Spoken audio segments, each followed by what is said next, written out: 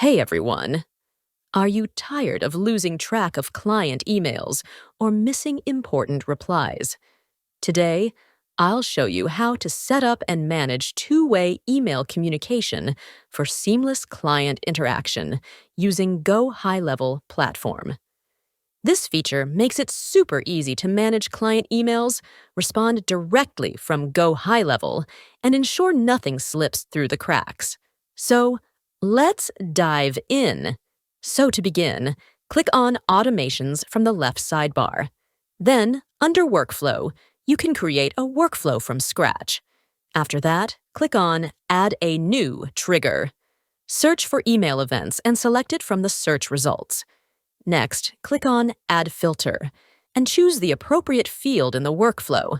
Select the field as Form Submitted. Once done, click on the Save Trigger button at the bottom right corner. Now, we need to add an action to define what will happen when a customer submits the form.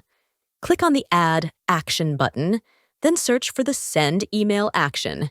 Select the Send Email option from the search results.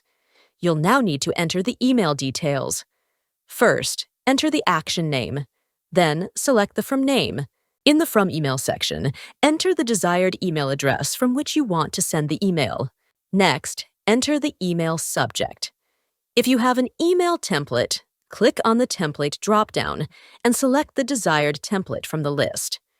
If you'd like to test the email before publishing, enter the test email address and click on the Send Test Mail button. Once all the details are filled out, click on the Save Action button. Now, click on the Add Action button again and search for Wait.